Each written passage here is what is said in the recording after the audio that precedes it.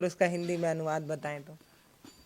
देखिए, जो है हम आपको एक कथा सुनाते हैं श्री रामचरितमानस का। भगवान राम से अगर कोई प्रेम तो सब करते हैं, लेकिन कोई सबसे ज्यादा प्रेम करने वाला है तो वो माता कैकेयी है। लोग तो समझ नहीं पाते हैं, कहते हैं कि वो तो वन में भेज दी थी, वो कैसे प्रेम करती हैं। तो वही सबसे ज्यादा प्रेम करती है। वो वन में भेजी थी तो भगवान राम को दिए हुए वचन को पूरा करने के लिए वो वन में भेजी थी। वही सबसे ज्यादा प्रेम करने वाली।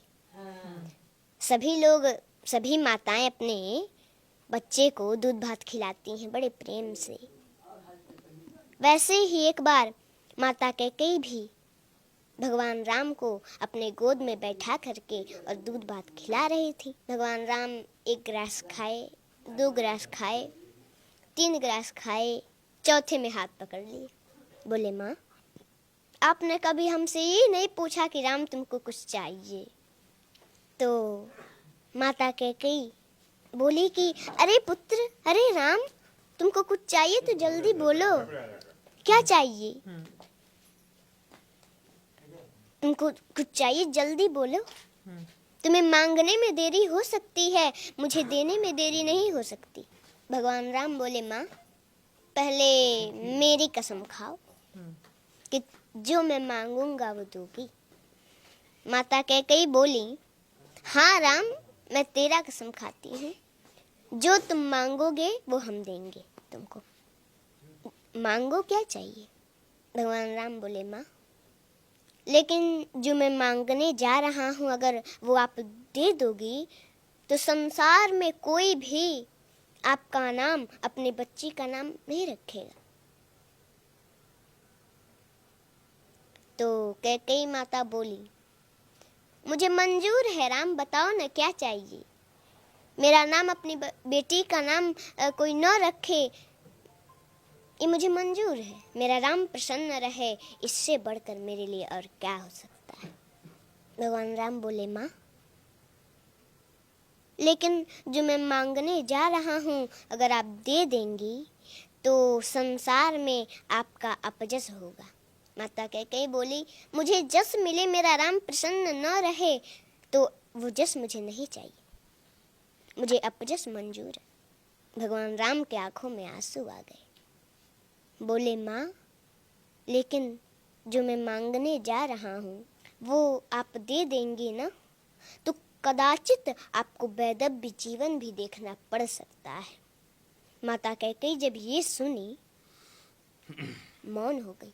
आप ही बताइए, कोई भी भारतीय स्त्री हो तो उसको ये बात तो खटकती है। मौन हो गई माता कैकेयी। थोड़ी देर मौन रही, फिर कुछ देर के बाद बोली, राम, मुझे कदाचित वैधव्य जीवन ही क्यों ना देखना पड़े, वो भी मुझे मंजूर है। बताओ तुम्हें क्या चाहिए। भगवान राम बोले, माँ, एक समय ऐसा आएगा, मेरा विवाह होगा, मैं फिर अयोध्या आऊंगा और उस समय हमारे लिए आपको 14 वर्षों का वनवास मांगना पड़ेगा। जब कैकेयी माता वनवास सुनी तो तुरंत धड़ाम से गिर पड़ी, जमीन पर बेहोश हो गई। भगवान राम ने जल से छींटा मारे तो कुछ देर के बाद होश आया। उठ के बैठी, थोड़ी देर मौन है, फिर बोली, राम, रो रही हैं। बोली, राम, देखो, मुझे अपजस भी मंजूर है, मेरा नाम, अपनी बेटी का नाम संसार में कोई न रखे ये भी मंजूर है, कदाचित तो ना देखना पड़े वो भी मुझे मंजूर है, लेकिन मेरा राम मुझसे दूर रहे ये मुझे कदाचित मंजूर नहीं है। राम, मैं तुम्हारे बिना 1 मिनट नहीं रह पाती, तुमने 14 वर्ष सोच भी कैसे लिया राम? ये वरदान वापस ले लो, मैं नहीं दूंगी, मैं नहीं दे सकती है वरदान। भगवान राम बोले, माँ, आपको ये वरदान देना होगा क्योंकि आपने हमारी कसम खाई है, और अगर मैं बन नहीं गया तो सरभंग ऋषि की जो है मांस गल चुके हैं, बस हड्डियां बची हैं जो कि अब सूख रही हैं। माता सेवरी, उनको हमारा दर्शन कैसे होगा माँ? उनको बन जाना पड़ेगा। उस दिन से माता कैकेयी भगवान राम से थोड़ा हट हट के रहने का प्रयास करने लगी कि वो समय आए और मेरे दिल के टुकड़े टुकड़े न हो जाएं और मैं राम को दिया हुआ वचन पूरा न कर सकूं, उसको दिया हुआ वरदान पूरा न कर सकूं तो क्या होगा? थोड़ा हट हट के रहने का प्रयास करने लगी और उस समय आया, वरदान मांगी। पहले तो भगवान राम को सूचना मिला था कि उनका राज्याभिषेक होने वाला है, लेकिन प्रसन्नता मयान गताभिषेकतस्तथा न ममले वनवास दुःखत मुखाम्बुजश्री रघुनंदनस्य मे सदास्तु सा मंजुल मंगल प्रदा।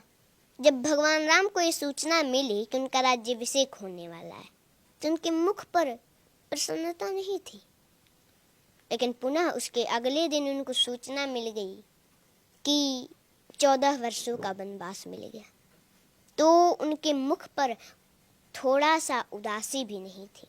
उस समय तो प्रसन्न हो रहे हैं कि अरे पिताजी ने हमको अयोध्या का राज नहीं, पिताजी ने मोहि कानन राजू, पिताजी ने मुझे अयोध्या का राज नहीं, मुझे तो जंगल का राजा बना दिया। वो तो प्रसन्न हो रहे हैं और उस समय उपदेश देते हैं कि कोई भी परिस्थिति हो उसमें प्रसन्न रहना चाहिए, हंसते रहना चाहिए। कोई प्रसन्नता की बात सुन ली, ज्यादा उसमें प्रसन्न भी नहीं होना चाहिए, और कोई दुख का बात सुन लिया तो उसमें ज्यादा दुखी भी नहीं होना चाहिए। हर परिस्थिति में एक जैसा रहना चाहिए। जी देखिए, पुत्र और माता के बीच का जो प्रेम है वो इन्होंने कितने प्यार से समझाया है। इतना इससे पहले भी कई बार राम कथा सुनी होगी, कई बार आपने मंचों पर सुनी होगी, मैंने भी सुनी है, टीवी में देखा है, कई बार मम्मी के साथ सत्संग जाना हुआ है, लेकिन इतना प्यार से आज तक कभी नहीं सुनी। इतने मधुर आवाज में कहाँ पे ठहराव देना है, कहाँ पर पिच गिराना है कि आप उस वाक्य से जुड़ पाए, कहाँ पर पिच उठाकर हाई बोलना है, ये एक कला है।